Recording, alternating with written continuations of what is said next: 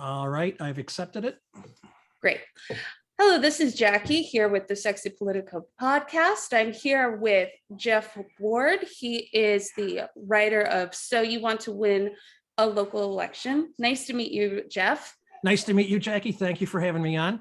Wonderful. So, Jeff, tell me about your book. Who is this book for? This book is for any candidate who really wants to understand the process from A to Z without having to read A through Z at the same time. So I was going to say former campaign manager. That's not true. I'm a 15-year journalist, 8.5 for the Sun-Times suburban papers. So I covered a lot of political campaigns. Then I worked for the Kane County clerk for 1.5 years. So I got to see elections from the inside. And so I've amassed a pretty decent campaign track record, about 80%. To be fair, that's because I tend to only choose good candidates, which makes it easier. And I don't like taking people's money if I think they have no shot. So to a lesser degree, the book is for me because I was talking with another podcaster and I couldn't remember stuff. I had to look it up in my book. So that's one thing. Because now, what state are you in? Aren't you in Illinois? I'm currently actually in Maryland. My husband was transferred out here, but I did some work I worked on a particular Illinois state senator who ran for Congress in 2016. Okay. I think you know who I'm talking about. He's a good friend of mine. He's a really nice guy, and he was at my wedding, and helped him out with that campaign. So I'm looking through your book and I'm like, oh, I know that guy. I met that guy. I've heard of that guy. So, but you then know that Illinois has some of the most onerous election laws in the country. They love to keep people off the ballot. So that's the other thing I really wanted to accomplish here. You know, it's like the Yeats poem, Slouch. I forget the name of it, but the worst are full of vim and vigor while the best lack all conviction. And it's odd how bad candidates get it right more often than good candidates. So what I wanted to do is put it all in one place in a non-overwhelming format, like having a campaign manager in your pocket. And I was going to think of adding something, but that's pretty much what I set out to do. So the book is for anybody from state rep or state senator on down, countywide, trustee, alderman, councilman who wants to win a local election. Wonderful, wonderful. So my audience is predominantly female, predominantly millennial, so under 40. And would you say that these rules are different, especially since, you know, I grew up with not grew up. I've had a social media account since I was about 20 years old. Would you say that the rules that any of these snippets, these ideas are different for somebody who's a little bit younger, who's had a large social media presence because of, just because of our age? Absolutely. I mean, and social media is where it's different. You know, there was a time when, you probably know Chris Lausen, the former Kane County chairman. And one day somebody talked to Chris and Chris came to me and said, hey, Jeff, somebody said I have to be on Twitter and Facebook. And I go, Chris, you and I tend to speak our minds, right? Of course, I'm a journalist. It's not as critical that to the rest of my career that I do that. I go, so Chris, what good could possibly come from you putting your thoughts out there 5 minutes after they've been formulated? And he never went forward with it. Now, though, COVID has shifted that. Before, I used to tell people, look, social media is for the happy candidate with their family, with their friends, with the voters, with kids, if you're a school board candidate. But now social media, I have to, the second edition of the book, I have to put a new emphasis on social media. Also, the other thing that's different for those younger folks is women have, and particularly women, they have a huge advantage in the electoral field right now. They always have to some degree, somewhat based on rarity. But now, there tends to be a drive even among Republicans to find good female candidates. So that makes a difference. Well, this last group of House candidates had the largest number of female Republicans ever. I mean, it's only Exactly. 27, I believe, but still it's the largest amount of female Republicans ever. So that's different. And I mean, this is different for anybody that's in elections right now. And I'm sorry that this is Tula who wants attention. Well, my cat Yeah. is hiding from my toddler, so you know. But people used to say all politics is local, Jackie, and it's not anymore. There's a big chasm. We folk, congressmen, senators, statewide officials, they're kind of nebulous concepts. You and I have worked for candidates, that's a little different, but the listeners generally have had an alderman knock on their door, maybe a mayor. In Geneva, Illinois, I've had state rep and state senate candidates knock on my door. I've had countywide candidates knock on my door. They're real. Yeah, I wonder though if it's just Illinois politics, because ever since I've moved out to Maryland and Virginia, I've never had anyone knock on my door. And my husband and I are both registered Democrats who have voted in every single election. Well, I mean, I can sum up the book in one sentence: knocking on doors is the only thing that wins elections. But the one thing that is the lesson I learned from the candidate that I worked for. We were knocking from the first day I started working for him until the day before the election. And I know exactly whose influence that was. A mutual friend of Ben Markham. I'll say his name. But all politics isn't local anymore. And local politics abhors negativity. They still do. Even in partisan local races, they don't like negativity. So that's one thing. And women don't like to go negative as much. That's not it's not completely true, but they don't. So those are the big things. And you're getting me to think about the second edition. So what would you say to a 30 something? Most of my listeners are between 30 and 35 and are female, and they want to get involved in politics. They're like, okay, I can't start at Congress. That's aiming too high. But I've got a kid who's about to start kindergarten. Maybe I'll start at the school board, or maybe I'll start at my city council. Where would you tell this hypothetical woman to start? First, the hypothetical woman, be sure your family's behind you if you're going to run. I mean, in the book, I say, if your spouse doesn't want you to run, and particularly if that spouse is a wife, don't do it. It's not worth it, because even, I've seen water reclamation battles in Campton Hills, Illinois, between Elgin and Geneva, descend into neighborhood fistfights almost. So it's not that it's negative. I've seen some weird. Yeah. I went to school in DeKalb, and then I worked in Elgin. I wasn't heavily involved in politics in DeKalb, but I saw some weird school board fights. Yes. And that, especially now with COVID, but it's not that it's negative. It's just that it's really intense. Number two, run in a district you can win in. And this is what drives me crazy. Good candidates lose time and time again because they can't beat their opponent. My absolute favorite story in the book, Mayor of Naperville, George Pradle, 20 years. People took him on. People spent close to six figures campaigning for a job that I think Naperville's a weak mayor, so I don't think it pays that much. I'm not sure. I don't recall. And George would just line him up, chew him up, and spit him out. You see, George was a police officer in his youth, and he was officer friendly in Naperville. And all those kids that grew up and stayed in Naperville, because it is a great city, very vibrant, very dynamic. Oh, it's beautiful. Yeah. Remember George, he could not be beaten.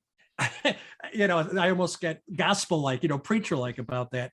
My favorite story about George is, the last 5K I ran, it was quite a while ago, was in Naperville. And George would never miss an opportunity to shake hands. He saw them passing out the awards, came into the parking lot, took the awards away from the race organizers, and I got my third place in my age group award from Mayor George Pradle. Number two, be sure you can win the race. Number three, message. Have a good message which flows out of your reason for running. Bad reasons for running. It's my turn. My husband wants me out of the house. Although a guy in Louisiana did a really cool commercial and turned that into a huge advantage, and he won. But you got to be careful applying humor in politics. Yeah. One of the California runoff candidates, and with Gavin Newsom, I just want to see how government works.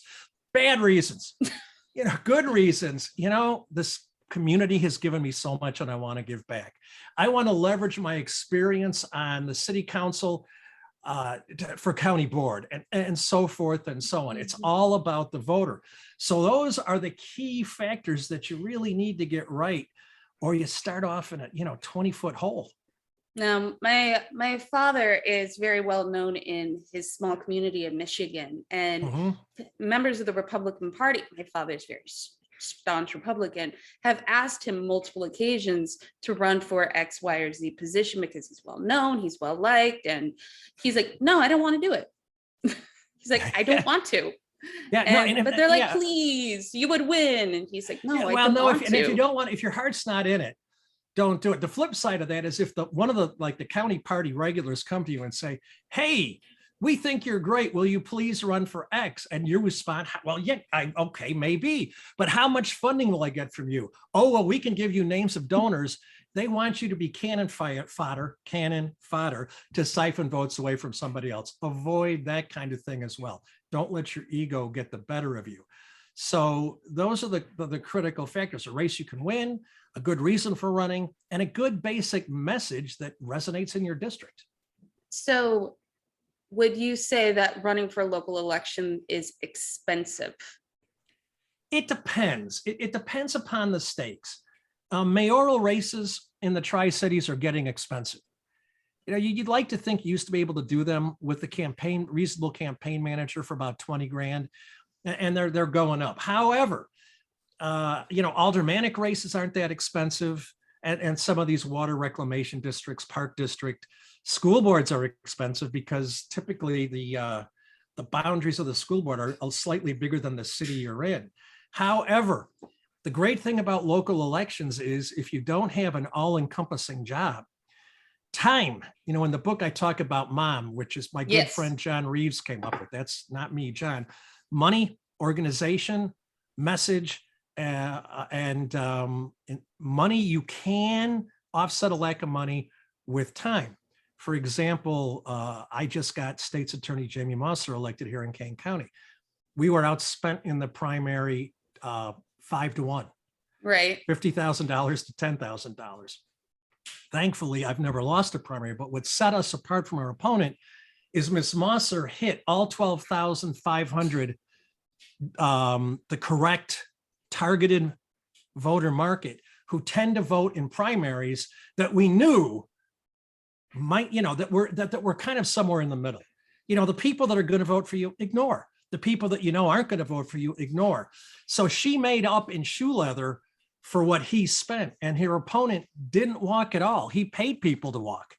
It's not the same thing. No, so you can't, but they are starting to get a little more expensive. COVID knocked that down, but that's not going to last. That's just a temporary blip. But state rep and state senate races, you're really getting up there. County board races, county chairman races, especially like you're talking about DuPage County. I mean, Dan Cronin is stepping down, but I think he gets about $200,000 a year.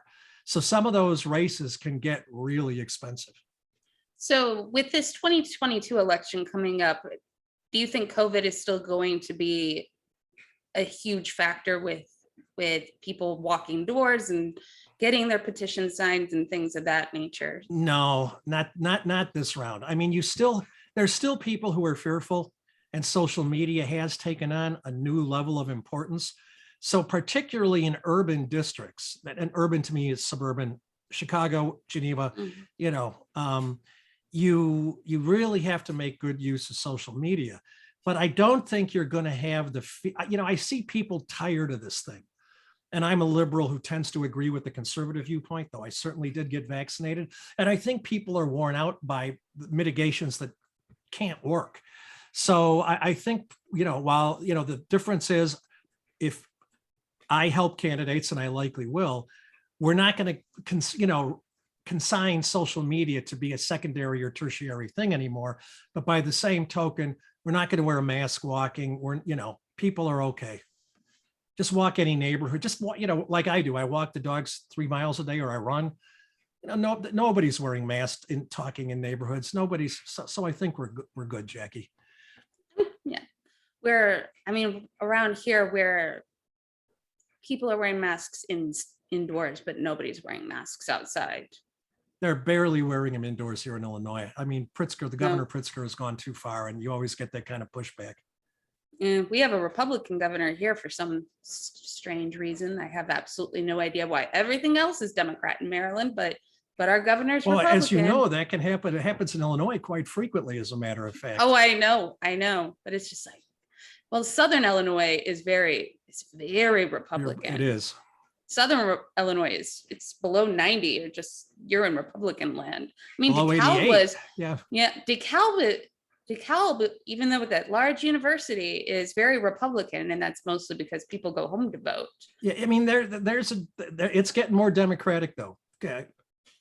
But we're digressing a wee bit, even though you and I could talk we're about starting this for to hours. talk about local stuff. Yeah.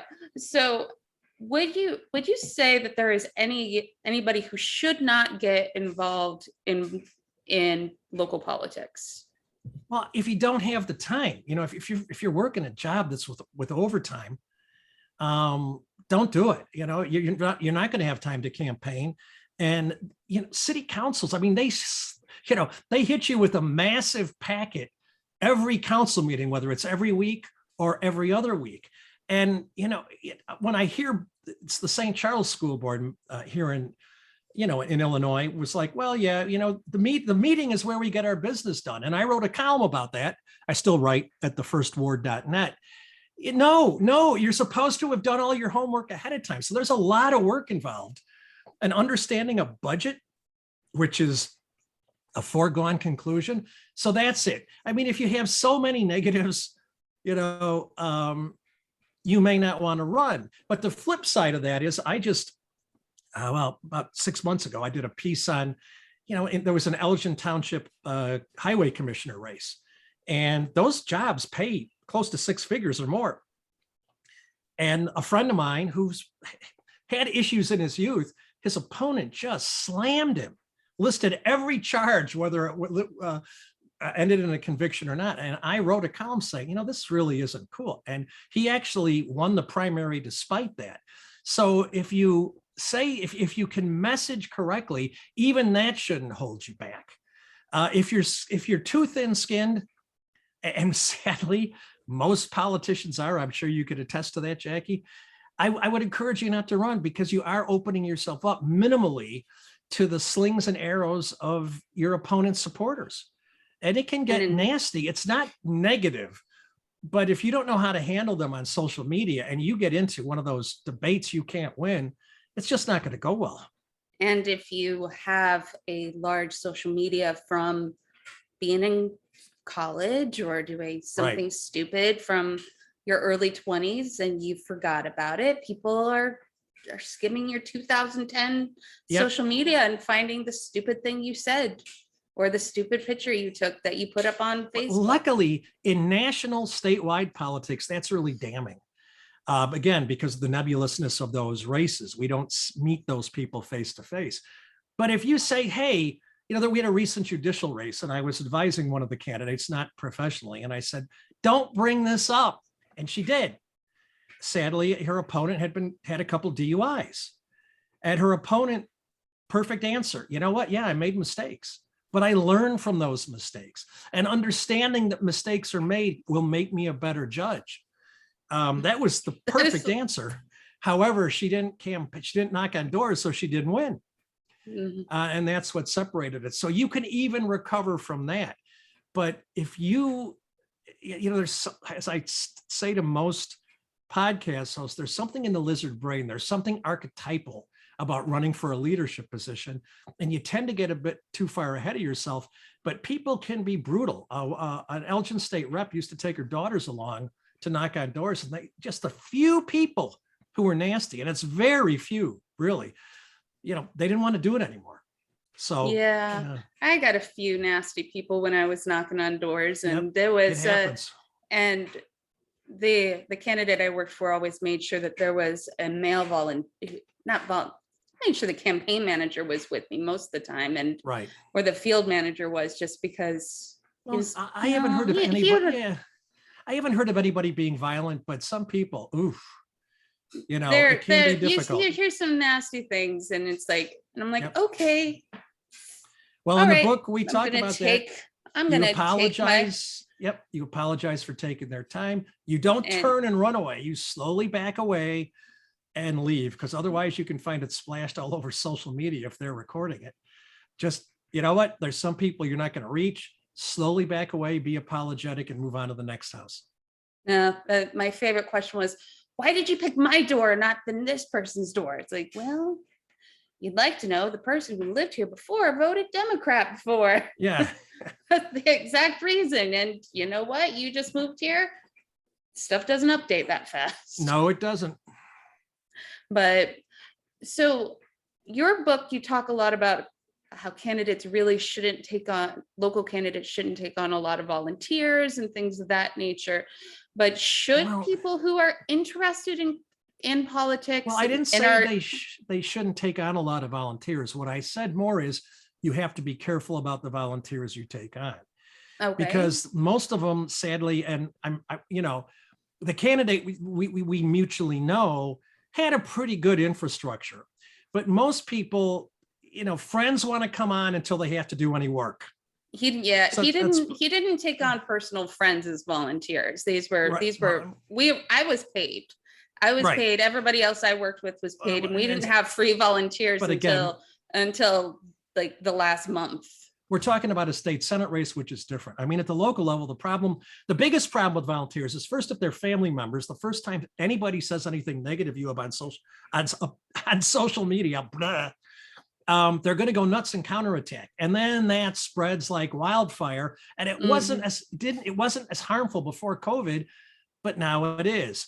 Having your husband walk for you if you're running, for even the smallest office, and somebody says, "Oh, your wife, she sucks," and then he gets mad. Not a good idea. The other thing is, your family won't tell you the truth. And one of the things podcasters usually tell me about the book is, boy, you're brutally honest. Well, you know what? You have to be brutally honest, because you're not going to win if people, the electorate is very, very unforgiving. So volunteers, I don't think politicians listen very well anyway. they don't. That, again, it's that lizard brain kicking in, and that's why I limit who I'll work for. But you want people that like the best volunteers. I say in the book, of the grandma who stuffs envelopes, although nobody stuffs, does mailer work for you, or friend to friend cards. Those are great. You do need some volunteers when you get to mayor, school board, and above. If you're running for city council, trustee, or whatnot, you can hit all the doors in your district by yourself within the time frame allotted. So in that case, the only exception to the be careful with volunteers at the localist of the local is you might want to have somebody be your treasurer. And it's in name only. It doesn't matter. And the reason is, if you do make a campaign finance mistake, people like to make a big deal out of the silliest mistakes. And if you have a treasurer, they could say, hey, that was my bad, not his or hers. That makes a lot of sense. So these 20-year-old college kids who are wanting to get involved in politics, but are too young to really participate, because most positions do have age limits that come about them, should look at higher up races rather than really local races. There's, basically the only age limit is 18 here in Illinois. I mean, you can run. Not here in Maryland. Okay, but in most of the Rust Belt states, they're really, you just have to be 18 years old. So, and I would aim. City council is, village board, however, depending upon where you are, is almost always a winnable race. Aldermen kind of, they kind of get tired of it after one or two terms. Same thing with school board. But I want to caution you, school board, you're dealing with constituents' money and their children, and you can't win. You're not going to hear anything when you're doing well, but you'll hear plenty when you're not doing well. I have a friend who left the school board during COVID, because she's a nurse. And then someone went on social media because she went on a school board meeting wearing her scrubs, because the school board meeting was right when she got off her shift. And she's like, I'm a nurse during COVID and you're treating me like this? Oh, a friend quit. School board is tough, but youth. I kind of, follow in Bill Maher's footsteps. I mean, sometimes he drives me nuts, but just don't think you know it all in your 20s or even your 30s. That we had a candidate, Catalina Lauf was running for Congress, and she was, the woman is not smart. And she was at a League of Women Voters forum here in Batavia, Illinois, and they asked her about the ERA, and she said, "What's that?" I mean, if you're running for Congress and you don't know what the Equal Rights Amendment is, and then to say what's that instead of and you're at the League of Women Voters. Yeah. So, do some research, talk with people who've been there, who know the history, bone up on it. Don't come into it and end up looking like an idiot. But sometimes a youthful perspective just isn't a bad thing. Okay. And before we finish up here, would you have any suggestions for younger candidates who might be not white, a different sexual orientation than straight, or anything like that? Well, it matters less and less today. I joke in my columns, again, I spent 8 years writing for the suburban Chicago Sun-Times paper. I don't want to know what you do behind closed doors. You know what? Nobody's paying me to find out. I don't want to know. So as far as your sexuality, that just doesn't need to enter into a race. You don't need to bring it up. It's pointless. If you reside in a heavily gay community, well, then it might make a difference, but not really. Being a minority these days, in many cases, is a huge advantage right now, because the pendulum has swung a little bit. If you're in a Democratic district and you're a woman, you're Hispanic, you're Black, you have a leg up right now. And it's fair or not fair, it's the way it is. So those types of things, particularly in Illinois, and it does extend to most of the Rust Belt states, our kids don't care about these things. No. That's the hilarity. No, as the old conservatives die out. So, I believe there's a judge you mentioned that when we were initially talking about it. By the way, journalistically, I got that judge removed from family court, so I wouldn't be on that podcast.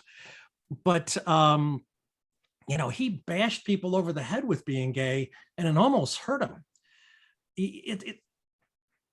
We all are who we are. And I think Pete Buttigieg did really well campaigning in that regard with you typically don't go from the mayor of South Bend to the presidency, but he certainly did pretty well. I'd be yourself, have don't hide it, but don't advertise it. No, it's all about the voters. In the end, it isn't about you. It's all about what you can do for the voters. And in the end, it's the number, on a level electoral playing field, in whatever district, whoever gets the most voter impressions through knocking, mailers, and signs, and they're in that descending order of priority, is going to win. Great. People like someone who knocks at their door, believe it or not. No, I absolutely think that's true. Yeah. Well, your book is large, but very, yes. but very useful and helpful. But is there anything else you would like to share with my audience? Any websites or any place you would like them to look for you, or anything absolutely. like that? If you want to read my columns, which I've written, like I said, for 15 years, you can go to thefirstward.net. And that's all spelled out, FIRSTWARD. It's a play on my last name. And, if you want to buy the book, and I hope people do, there's 3 levels of textbookness. I found out the hard way that essentially I wrote a textbook. They're very expensive to print, particularly in color. So you can go to Amazon to get all 3 varieties. The first is the $99.95 color book. And, it's actually cheap for a textbook if you wander around the book area of that mega site. Yeah, the monochrome book, black and white, is $49.95. The ebook, the Kindle book, is $29.95. And I'll tell you, it'll be the best money you ever spent, because nobody's, put it out there quite the way I have, from what's your message to how we Northerners get signs in frozen ground. My winalocal.election.com is the book website. And it just gives you a little more information. And then forwardcom.me is forward communication, my business. But Okay. and I got to tell you, it's a lot of fun to write this book. I mean, It reads fun. It's humorous, and there's a lot Yeah. of real world examples. But again, Jackie, you don't have to read the whole thing at once. You can start at the mailer section. You can start at the paperwork section if you're in a Rust Belt state. My God, if you're in a southern state or in a western state and you can pay to be on the ballot, pay. Because as you know, petition challenges in Illinois are still a blood sport. They are real, and we spent a good week looking at the other candidates' petitions. Yep. It's like, do we have matches? Do we have this? And the Illinois courts are leaning towards ballot access these days, but you can still get thrown off for something stupid. But the whole point of this book is campaign managers are a proposition fraught with peril. Too many of them tell you what you want to hear because they want the gig. I don't get as many jobs because I will tell you what you need to hear. And the other thing is, I will work for Republicans and Democrats. In fact, there were times I advised, not professionally, but not for a fee, the mutual candidate we've discussed. So this book will lay it on the line. One of my wife's a teacher in the East Aurora School District. And one of her co-teachers said, I want to run for Congress. I'm going to buy your book. And Molly spent $100 on the color version. She goes, I'm not going to run for Congress. That was the best $100 she ever spent. She will run for Batavia City Council or perhaps Park District at some point. So if this book convinces you not to run, it's going to save you a lot of time and aggravation. The other thing, and Molly, money. Yes, Molly called me one day laughing her butt off, said, I love this part. In the book I talk about, there's only been 4 or 5 movement candidates in my lifetime. And for you, Harold Washington, JFK, Ronald Reagan, Barack Obama, Harold Washington, mayor of Chicago, I'm sorry. And of course, Donald Trump. And I said, I know you're not a movement candidate, because if you weren't, you wouldn't be reading this book. And it's true. I mean, you have to work to win an election unless you're blessed with a certain resonance in the right time at the right place. Exactly. Yeah. Yep, that's absolutely true. Well, thank you so much for your time. I'm extremely happy to have interviewed you, and I hope that listeners come and look for your book, because it's great. Yeah, and thank you so much for having me on, Jackie. It's particularly fun when we share so much politically in common. And I, as a radio show host and a infrequent podcaster, the only thing better than interviewing someone is being interviewed. So once again, I appreciate this opportunity. If you ever want to talk about these issues again, and we could go on, you and I could go on for hours. Yeah, there's people that we both know, and I don't have their permission to use their names right now. Right. So that's why I'm not. But if would be more than happy to come back on anytime. This has been a lot of fun.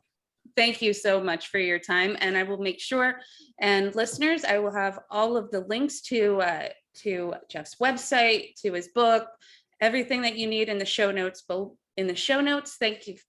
So thank you for listening. Stay safe, stay sexy. Have a great day. Bye. Wait, stop.